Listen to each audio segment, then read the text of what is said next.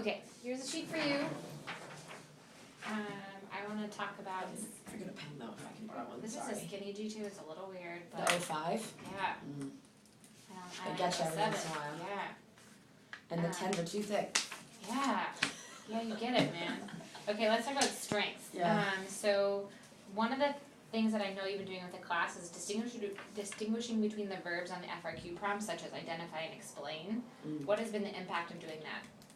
I'm noticing a lot of more valuable verbal participation in class too. So as opposed to like a word or one word answer, they are, I think, tending to like explaining more, and I think some of their practice and their tests and FRQs are getting better. I would agree. That was a strength in their work. They were asked to identify and describe, and they did. Another thing I want to shout out as a strength is I saw that you selected to do drip irrigation as your free response, as your like practice free response part. Why in particular drip irrigation? I think if there's one they need to know the most, it's that one because it's the most efficient, and I think it's the one they're most likely going to get asked about. I would agree. This was a great example of what to prioritize on an assessment.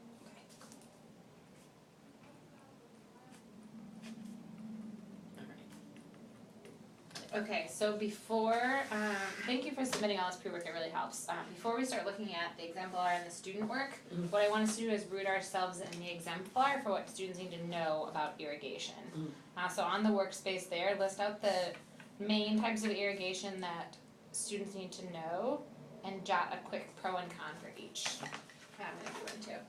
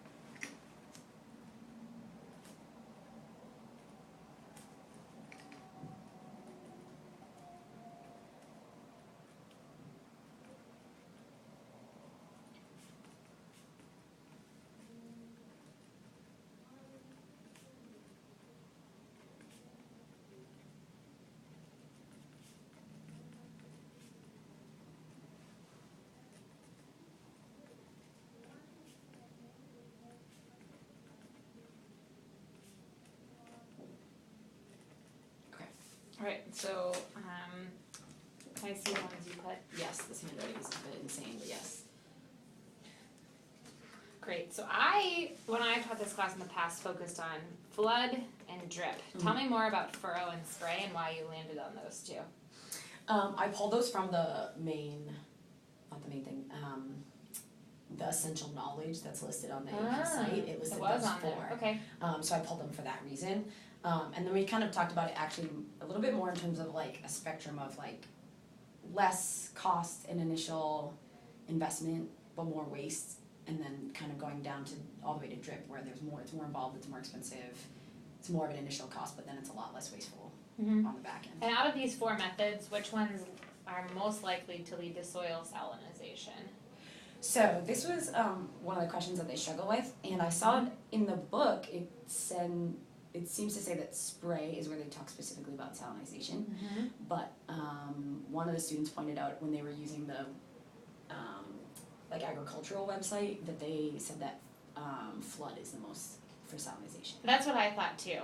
And I realized that as they were taking that exit ticket that day, when one of them was like, hey, this said this on this one website.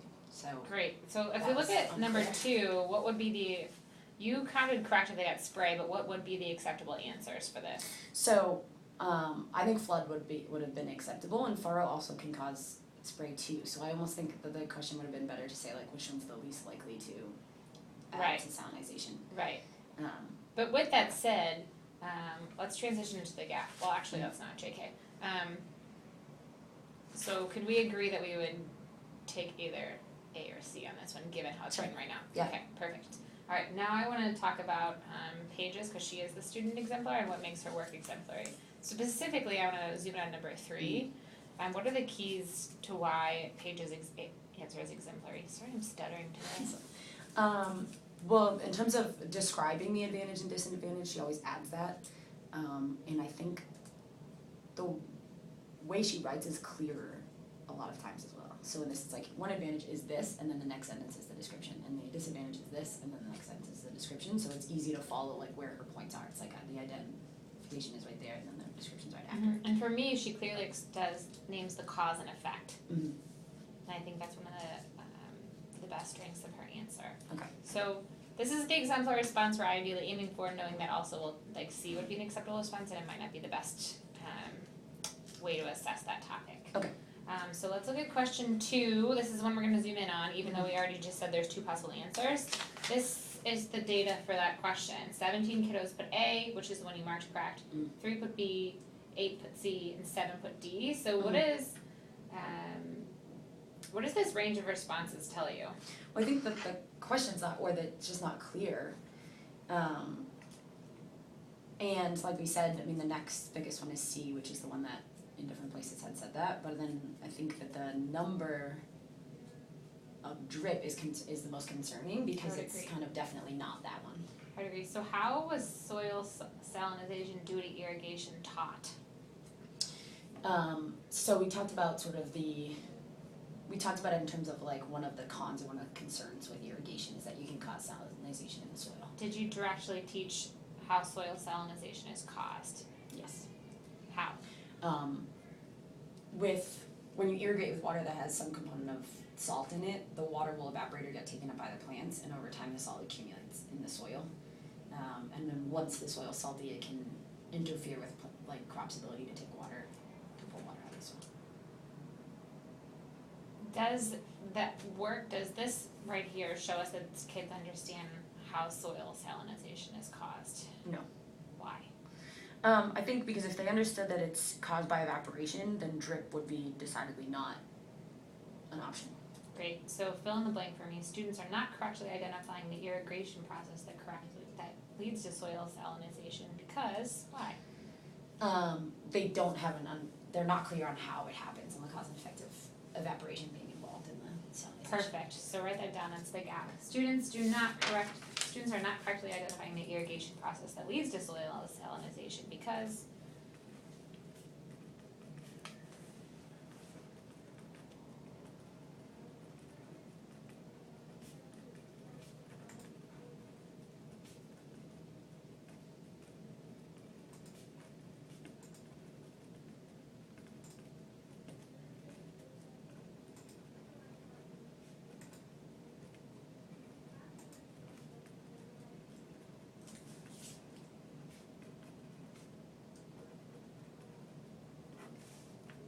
Okay, can you read back what you have for the gap we're going to close? Yes, students are not correctly identifying the process that leads to salinization because they don't understand the root cause. The root cause of what? Salinization. Perfect. So here's the question I want you to use when you reassess. I didn't give you enough paper, so maybe on the back of here. Read this question I want you to use when you reassess and then write an exemplar response. Identify an irrigation technique that can lead to soil salinization. Explain the irrigation process and how it can lead to soil salinization. Okay.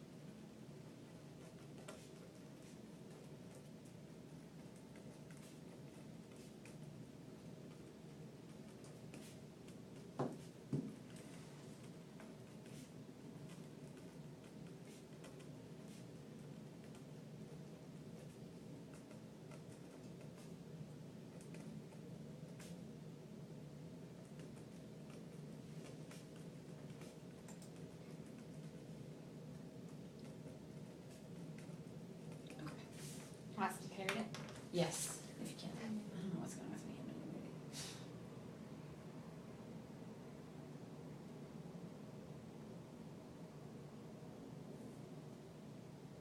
Perfect, okay. Given that this is the exemplar response that you want and that you only had 17 out of 33 students master this topic, what would be the best way to reteach this?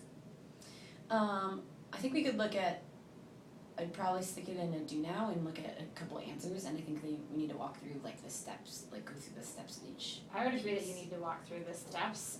So what I want you to do, again, I should have given you more paper, I can give you a piece of paper. I don't know back. Script out what you would say to model the steps for them. We'll just do a think aloud. I'm gonna do the same thing and then we'll trade. Okay.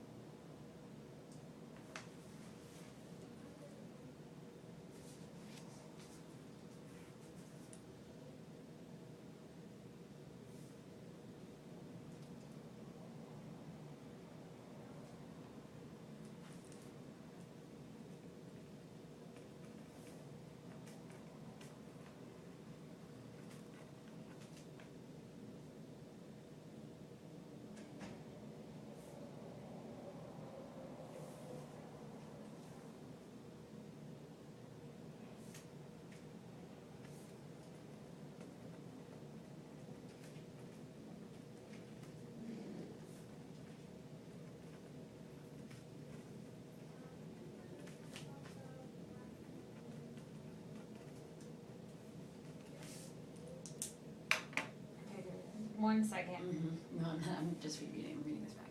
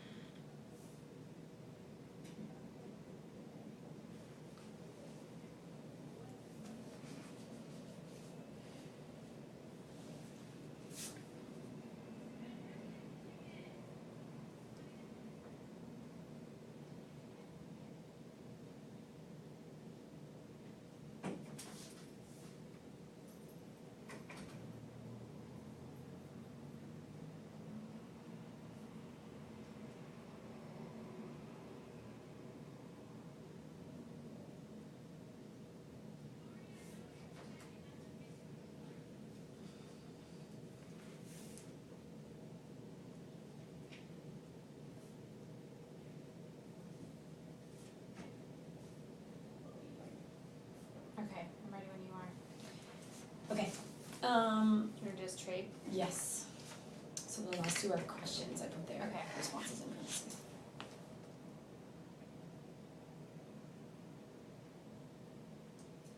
Yeah, I was gonna include a diagram, I think, to help with this one.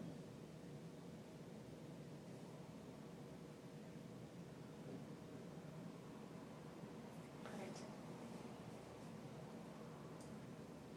I think I would add to include that flood irrigation is gonna have the most evaporation, so that they can come back and So make do you that wanna connection. revise yours? Yeah. What else would you add? You said diagram already, actually, that was something I was gonna say. Yeah. Especially for our visual learners.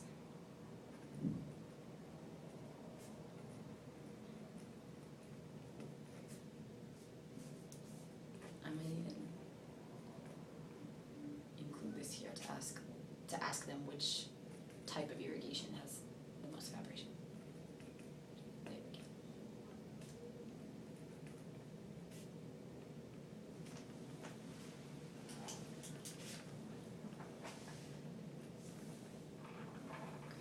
Our content, aside from reiterating flood, was totally aligned though, so what are the things about the content that we both stamped?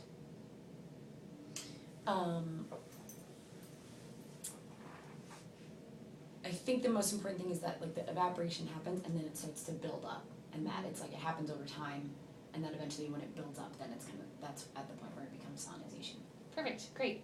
Let's practice it, so you can stand up if you want, or you can sit there and say it out loud, say out loud what you're gonna say in front of the kiddos when you do a think aloud for this. Okay. Where did I start?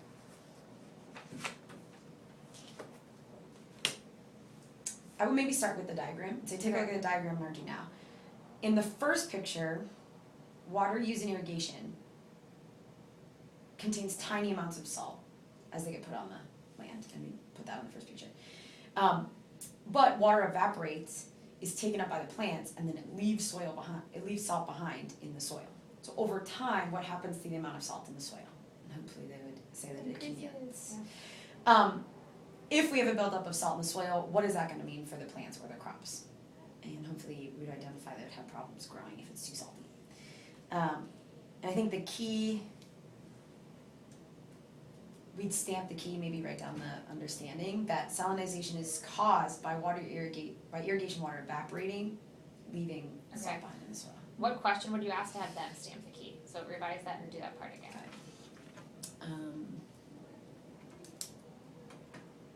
I think I would just ask them what is the cause of what is the root cause of, so what is the root cause of salinization before we wrote it down?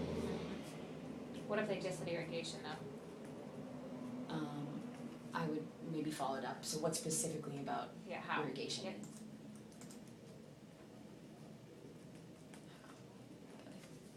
Perfect, so do it again from that one spot. Okay, going back, what is at the root cause of salinization in the soil? And they say irrigation or irrigation water, we'd say but how or what about the Great, water? this is like a kind of like a mini action step, but notice how I worded mine. Okay. How does this hold them more accountable? Yeah, mine leads them into it a little bit more, and I think this brings them back from the start of irrigation to the end. I which also is say turn salinization. to talk and I'm gonna cold call someone. Yeah. So there's an accountability piece there, Okay. so do it one more time. Okay, I liked that question better than mine right now. You can have this, I'm gonna give you this paper, I have no use for it. Okay, I would say take a second, turn and talk to your partner. Think about how, or describe how irrigation can lead to salinization in the soil. And be prepared to get called on when a cold call for this. Perfect, great. How is what we practiced today gonna close the gap that students have? I think it's walking them through the explain part and the steps, which is what they need. And if they understand how it works, then the questions about it will be a lot easier. Great. And I think the cold calling has been increasingly important for the 11th graders in terms of keeping them. On their toes. Yeah. When are you gonna do this? We can fit it in on the long block, Okay, I think, this week. can you share me new data once you reteach? Sure. Where can you put this question we talked about? In the exit ticket that day, or? Yeah, or maybe even we've been taking time in the long block sometimes to take the worst question from each exit ticket. So I think they're kind of used to that pattern by now. It's like, this is something that we struggle with mastery, and so they go back to their old answers and they try to fix So it. I wanna see data specific for this question, and then I'll update our mastery tracker, cause right now mastery is about 62% for this, actually JJ, I'm on the wrong tab. Mastery right now is at 57% for this, so I went to you to give me mastery on this, and I'm hoping we can get it above 80. Okay, I might just put it in a 10-point quiz and have it be a specific question. Up to you, whatever way is easiest for you to give me the data, and the Okay. goal is 80 from 57. Thanks.